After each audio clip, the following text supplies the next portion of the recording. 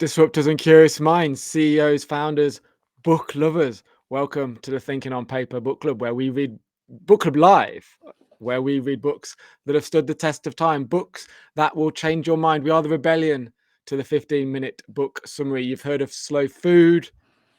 This is slow reading. One book, one Ooh, chapter, I 1 like week. that. Farm to brain, farm to brain, Farm to brain, from page to brain. from page to brain.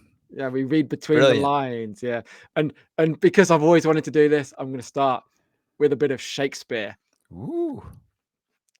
Is not this a lamentable thing, that the skin of an innocent lamb should be made parchment, that parchment being scribbled over should undo a man? Some say the bee stings, but I say 'tis the bee's wax. For I did but seal once to a thing, and I was never mine own man since. You make Shakespeare palatable, man. Henry VI, Part 2. We're reading chapter 3.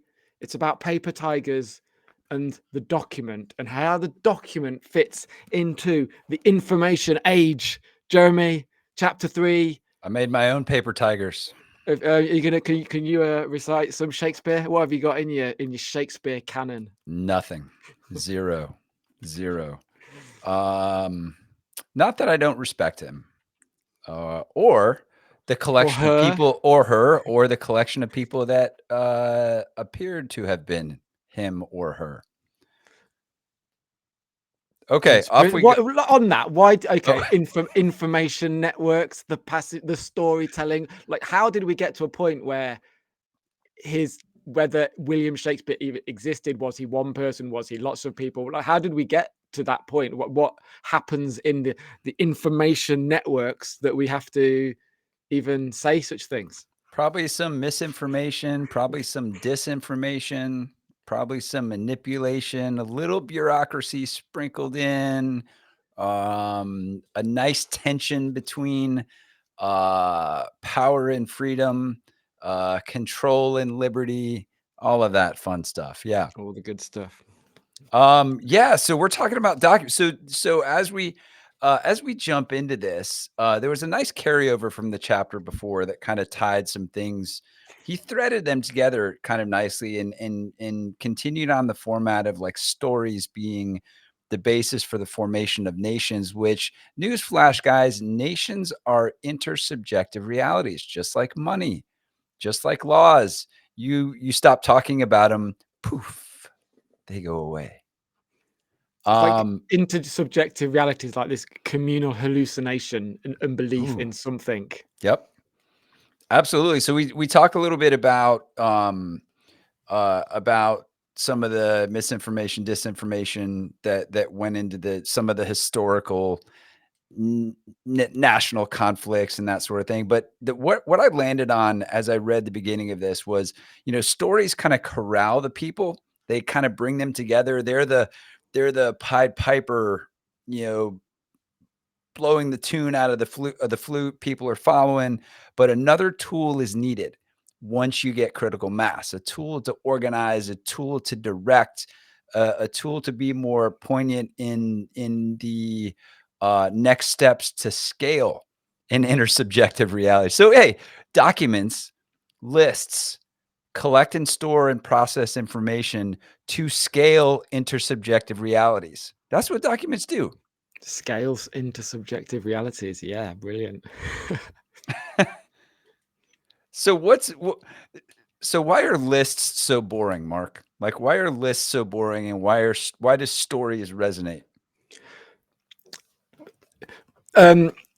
Well, the survival instinct, the reptile brain. I don't know. It goes back to the beginnings of humanity. Well, okay. So he lays out why. So chapter 2 is all about the story, but in chapter 3 it's about the document, because the story is, what does he say? Dreams, songs, and fantasies, however inspiring, are not enough to create a functioning nation state. You need to raise taxes. You need to buy guns. You can't just tell nice stories. And he gives some examples, doesn't he, from Ukraine, from Israel, from the history of stories. And then you get to a point where you need a list to you need to raise taxes, you need a list, and we don't remember lists. I think we said this last week. I can remember 7 details, and after that, my brain stops functioning. I could Is it use literally 7? Like it's always 7?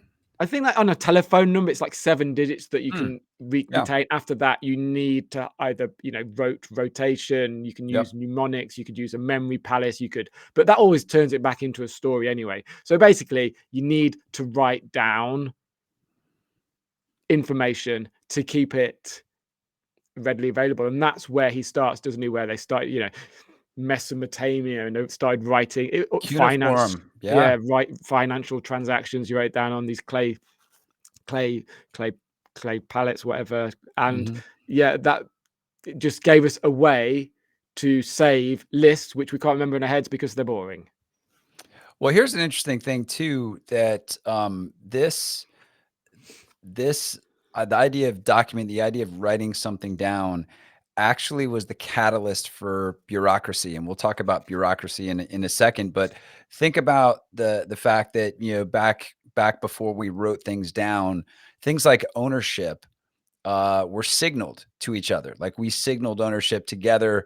Say you and I are living in a village. I'm like, hey, Mark, this is my spot over here. I'm signaling it by planting my plants over here, and consistently reminding you that those are my plants, right? And you do the same thing on yours. And there was just this signaling that happened. But like the fact that writing something down could have something here that a third party could use to control the relationship between you and I, which is like I started thinking about that. I'm like, yeah, dude, writing literally created this third party management of people. Yeah, and it was like almost this not subconscious, but we just woke up one day and we've given all the power to the document. All the decisions we've taken away from our stories, we've given them into a piece of paper that says you own this, you don't own that, this is where the border ends, this is where the border begins. This is how much money we have, this is how much money you don't have, and it's all written down on a piece of paper. Well, so, all right. So we go back to like stories creating these intersubjective realities, these things that you can't, put in a bag and carry with you across the world. You can't knock on them. You can't hold them. Right? They're these intangibles. Right? But now, the person that creates the story starts looking at the group and goes, "Oh wow, I've got them. How do I keep them?" Okay, so we got to put some rules together. Okay, guys, hey, here are the rules, here are the things.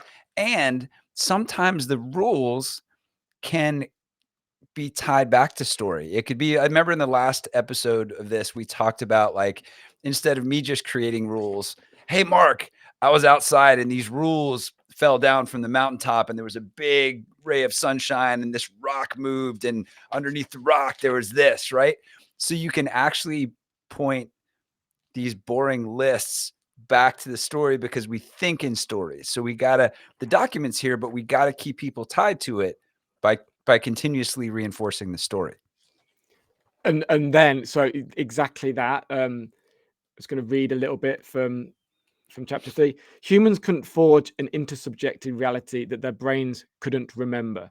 This limit could be transcended, however, by writing documents. The documents didn't represent an objective empirical reality. The reality was the documents themselves. And that was kind of the thread between the storytelling and the document. Document becomes the intersubjective reality. We see it all the time, don't we? 100%. So, all right. So now Computer. we're Sorry, there's a famous English comedy about the frustrations of data and information of this, and it's a bit like the document has become the intersubjective reality. And there's this guy, and he tries to get things done, and always done via a computer. And there's just this little catchphrase, like he types it all in, and it's like, "Computer says no." Computer says no, and he's like, "No, but it's really me." He's like, "Computer says no." It's like, "No, I live here." No, computer says no. And it's oh my God. Yeah, yeah, yeah. No, it like the kind of the well, here's an interesting piece, and let's go right into this idea of bureaucracy, right? So like someone figured out, okay, we can write all the shit down, and the shit reinforces the story reinforces the shit, and you're kind of looking, you're like, okay, now all of these documents are piling up, just pile, pile, pile, pile, pile, pile, pile. And now it's like, okay, it's not a matter of creating the documents from this intersubjective story-based reality. It's now finding, like, searching and retrieving the right document based on what's happening. So it becomes a search and retrieval thing versus a creation thing, right? Yeah, you have to find the right you have to find the right document. And as he says, um, evolution has adapted humans for finding fruit and mushrooms, but not for documents in an archive. Oh, you can't forage. Yeah, you You can't forage for documents. can't forage for documents. All right, so enter bureaucracy. Yeah. Okay, literally meaning, according to the author, rule by written desk. Rule Right. by written desk. Well, bureau is French for desk, office. Oh, there you go. That makes sense. So, all right. And this got me really thinking. You know where this, as I started reading about bureaucracy, it immediately Got you lit. angry? Yeah, well, it got me angry, number one. But no, it pointed me back to Alan Watts. Okay. Okay, and I'll tell you why it pointed me back to Alan Watts. He's got this wonderful talk that I think it's called A Conversation with Myself, and he talks about the idea of nature being wiggly. And we always talk about on this show, like, the difference between, like, what humans create and the natural way that things happen. We talk about it a lot in quantum computers, right? Like, nature is inherently quantum. We're trying to kind of force a version of quantum based on our mind, instead of, like, unlocking the power of quantum in nature, right? So nature is wiggly. And what do we do? Like, what do humans do? We basically corral shit, and we stuff it into square boxes, right? We stuff it in these square situations where they're very different than the world of nature. And the way Alan Watts talks about it, he's like, well, if you think about this, you're in a forest, and the nature is wiggly. It's the wind, it's the leaves, it's all of these things that are not straight edge. And what do we do when we design a city? We Compartmentalize. basically create these grids, these rectangular and square grids. And what do we do with buildings? We get into rectangular and square buildings. And we start talking in languages of, yeah, let's get this straightened out, Mark. Mark, let's get this ironed out. Hey, let's get it squared away. And it's like, do we really understand the things that we are pulling in and squaring away, or are we just organizing them because we look to organize and optimize everything?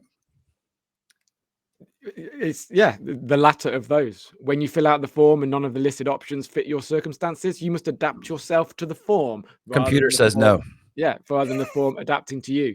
Reducing the messiness of reality to a limited number of fixed drawers helps bureaucrats keep order. But it comes at the expense of truth. Here we go again. Because they are fixated on their drawers, even when reality is far more complex, bureaucrats often develop a distorted understanding of the world. And then he uses some examples as that goes into education, it goes into the sciences, it goes into healthcare, where everything is compartmentalized at the and we lose truth in that process because it's a, what did he say in chapter one? Like, truth becomes a small part of reality through one lens or something. There is no such thing as truth because it's like, is it Radiohead or the Manic Street Preachers? I have my truth, you tell me yours, and Oh, yeah. it's like Yep. Yeah, and it's actually on the specialization thing, you hinted on this a little bit, right? Separating things into neatly organized disciplines, right? And the biggest challenges in the world that we face, and we've talked about this on our quantum computing shows, on our AI shows, on all of these, climate change, all of these things that we're talking about are interdisciplinary, right? There, you have to be a part of a bunch of different things to really understand something, right? So are we innately kind of set up to um, organize, or are we innately set up to understand? Because I think it's the former versus the latter, and you got to really work to understand. I like that. Say that again. Are we set up to Are we innately set up to kind of just organize things into neat buckets, rather than really understand how the pieces that we're organizing potentially work together, right? What are all these interdisciplinary intersections that make things really work?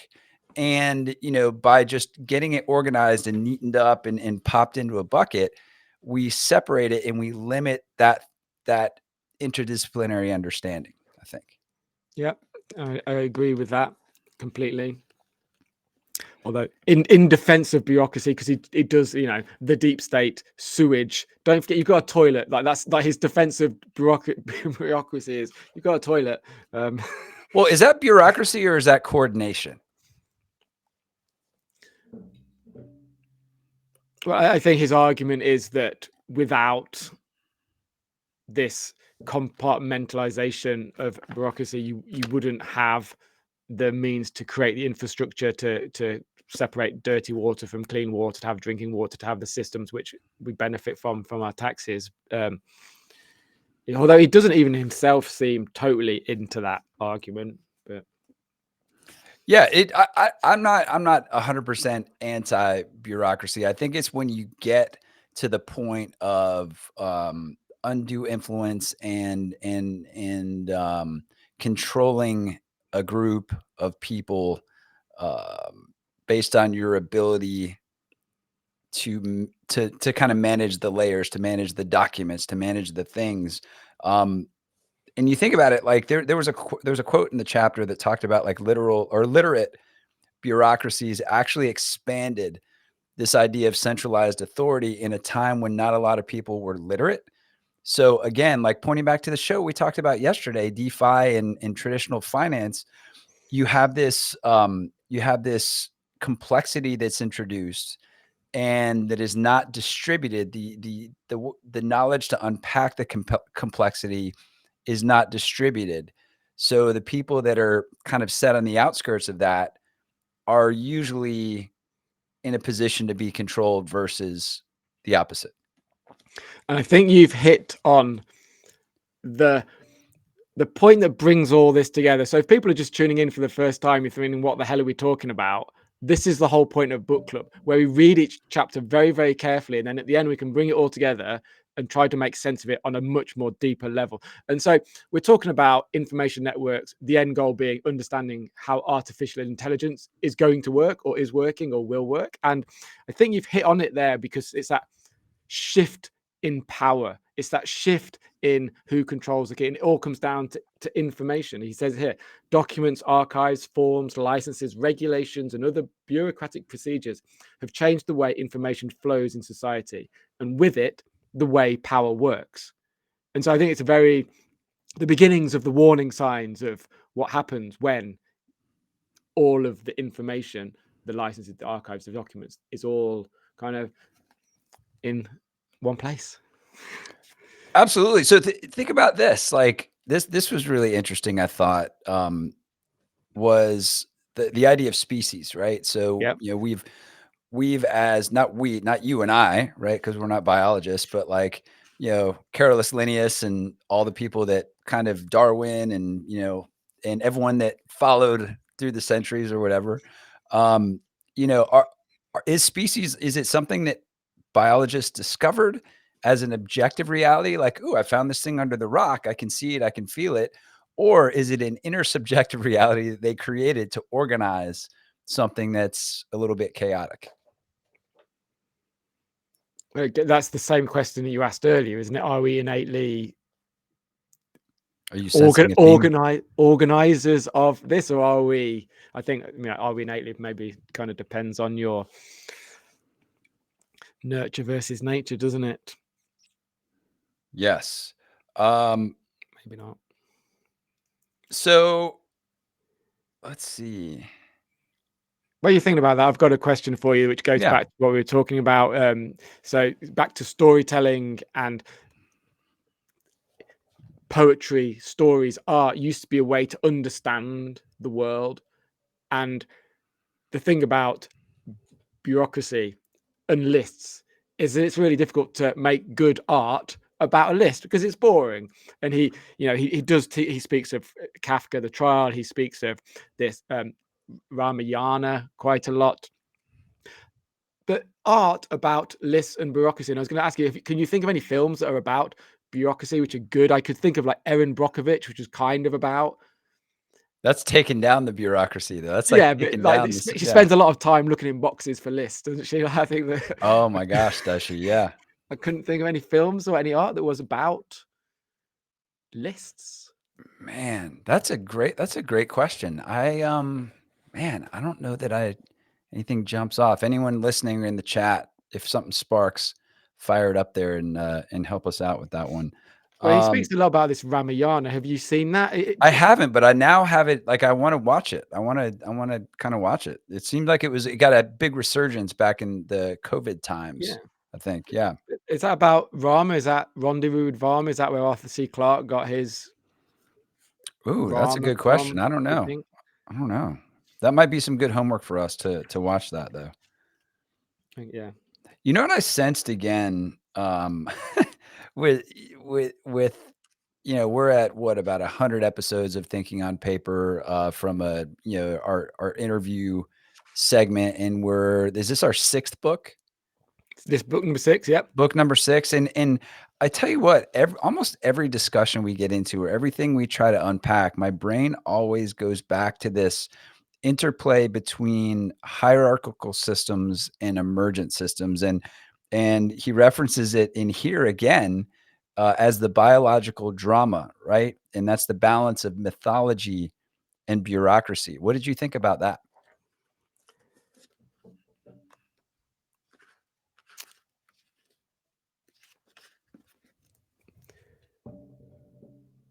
Nobody understands it. The biological drama, like nobody understands bureaucracy except for a small people. So it shifts into the power of a very few people,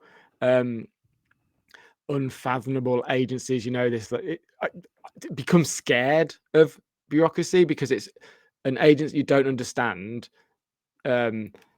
for things that you don't understand, and this biological drama. Is it that juxtaposition about is bureaucracy like the most unbiological thing? Like, does this answer your question about whether we are innately organizational creatures or whether we want to connect the dots? And maybe the biological drama comes from we actually do want to connect the dots, but this bureaucracy is the most unorganic, unbiological system that we've built for ourselves, that we have this kind of biological drama down to our very genes. I don't know. Man, that's really interesting to think about. So, like, the core of us, right? The core of, like, how humans are built and made. We're not gonna talk about how we're made, because that would be a lascivious discussion. We are going to talk about the ingredients. Well, one of them, DNA, right? DNA, in the fact that, that isn't that captured information? Like, isn't that a paper tiger kind of living in a cell that's basically like, all right, every cell has this set of instructions. Does our biology actually have a bureaucracy? What about that? Yeah, I was completely wrong. It's completely opposite, in fact. Yeah, we are. It's the perfect representation of, yeah, DNA is a list. Yeah, we store bureaucracy inside every cell in our body. Oh my gosh, we're innately bureaucratic. That's We are disappointing. innately bureaucratic. That We've is got that so far. disappointing. Um, Is that good news for AI or bad news for information networks if we are innately bureaucratic? hmm. Man, it all comes down to, like, that every time we talk about AI and, like, what's done today versus what's gonna be done tomorrow with a new technology, it's like technology is like jet fuel on a existing situation, or a microphone to a acoustic voice, right? And, you can scream good things into the microphone, and you can scream bad things into the microphone, and, I don't know, man. It's the scale of what can happen with information using something that's non-human is, yeah, it's pretty heavy, man. I mean, we're seeing things like, recent elections, we're seeing things like bots. And, we've seen this for years, bots controlling, general consensus and feeling about candidates and particular situations, right? So like technology is already being used to manipulate reality and create new intersubjective realities. Um, yeah, it's just a matter of scale, and it's like, wow, shit, we're gonna be able to do that faster, and we're gonna have less ability to. Man, all right. This is getting deep, Mark.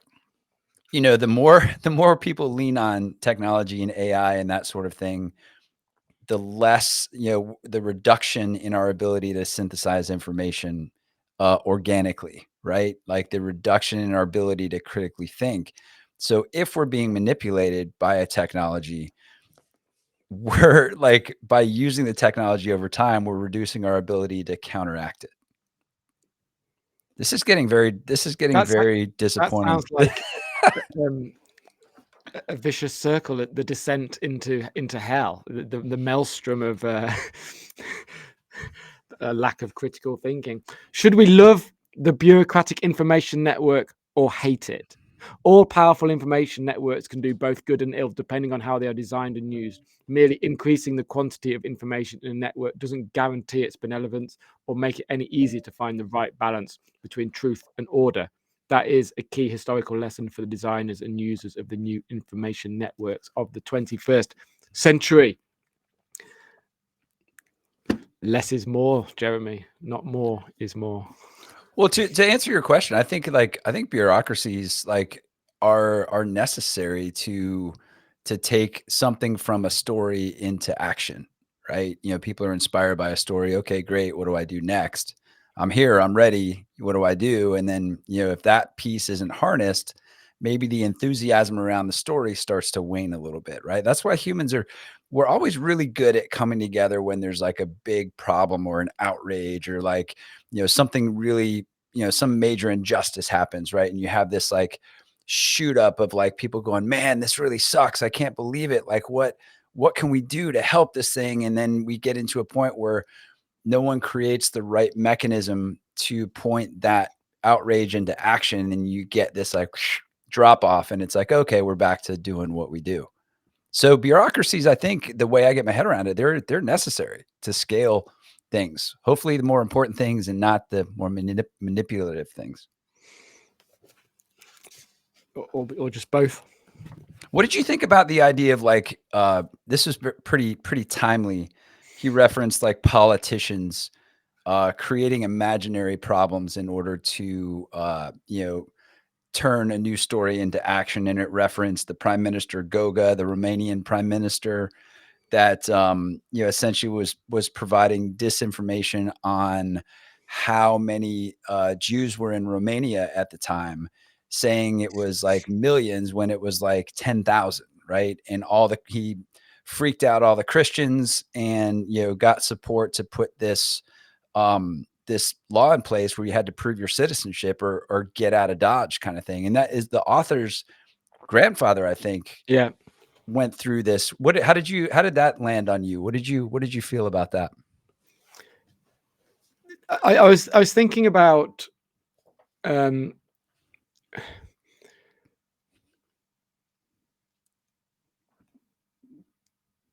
well within the same thing, didn't it also with Jesus, and he had to go do the consensus to Bethlehem. That's why it's Christmas time. I was thinking about, I don't know what I was thinking about it. What were you thinking about that? Well, it's pretty timely. I mean, it's pretty time like the US election, right? That happened recently. I mean, not to go into like details and like, get into a major political discussion, but there are definitely intersubjective realities that were created in order to galvanize a faction of people to select a way to vote. and you Okay, yeah. witness that like in real time. It's like, well, that's not quite accurate.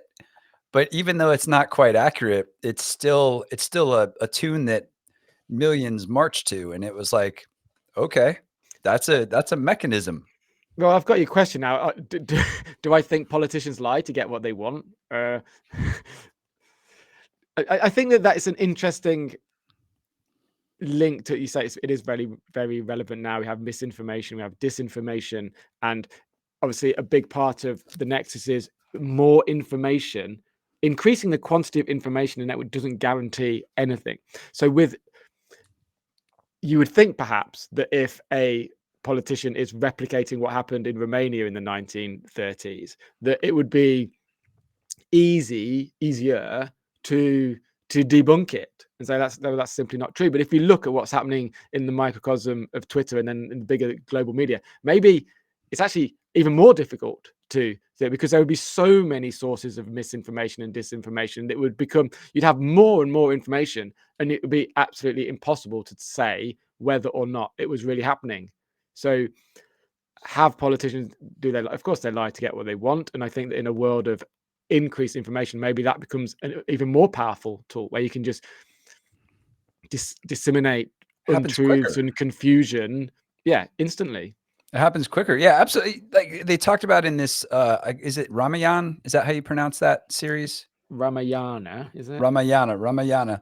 Um, you know, all these blockbuster, not that this was like necessarily a blockbuster series or film, but all blockbuster series are based on these like story mechanics, right? These ancient story mechanics. Even the best story, we've talked about Joseph Campbell and Hero's Journey and all of that. It's like the kind of the science of storytelling in a way, but like they reference this in particular with Ramayana, the tension between purity and impurity, right? That is like an innate kind of thing, right? For human beings, and politicians manipulating what they call disgust mechanisms. I thought that was a really interesting selection of words right there.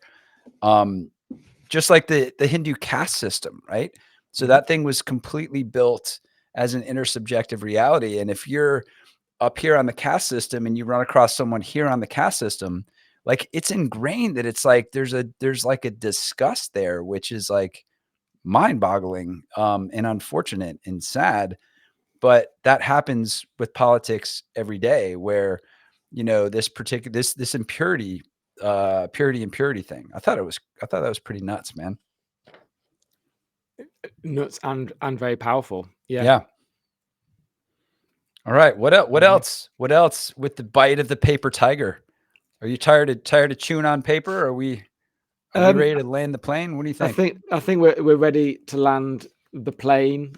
Quick summary, maybe. That was chapter 3. Chapter 2 was about storytelling. Chapter 3 was about documents. Chapter 1 was an introduction to the whole Nexus and information networks. And final thoughts for me. But my final thoughts are more about what we're doing in book club rather than Nexus chapter 3, where it's just invaluable to read so slowly and so deeply. And I could again feel my thoughts kind of taking shape as I'm bumbling my way through this, that afterwards it will become clearer, and the dots of the history of networks will become clearer. And I'm glad we're doing it.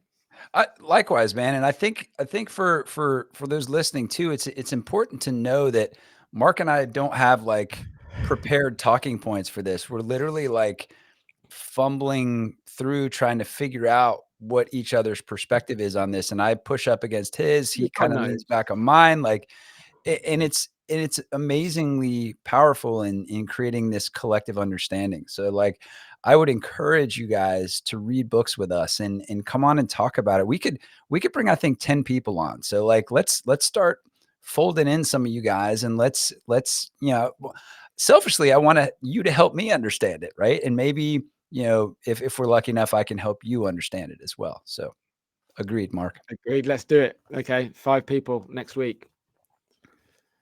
Let's start the information network. I don't know. There must be some clues in this chapter into how we get people on on stage with us. Let's do it. It's time to we have the story of thinking on paper. Now we need to build the bureaucracy to scale it, right? Is that the deal? That sounds like a newsletter or Uh, I believe an email list. Oh gosh. all right. Well, that's the bite of the paper tiger. I Yeah. I feel good about wrapping up here. Hope you guys enjoyed it. Jump into one of these boxes with us next week, and let's talk about the. We're talking about errors next time, right? Is next Yeah. chapter having to do with errors? Yeah. So, what happens when a document is an information network, which could be a document, which could be a book? The Bible is an information network, right? That was a series of stories written a long time ago, but it's locked in time. So what if an information network, and this is a question that he leaves in the end of this chapter, what if an information network um, becomes what did he say? Becomes doesn't think it could be wrong, or doesn't think it is error prone, or in need of update or revision. That's pretty interesting. I believe that we've already been there, haven't we? Wasn't its name Hal? Oh, right. Um, 2001. There you go. Let's leave it on that. Computer says no. Computer says no. We'll see you next Till week. next time. See you. Bye.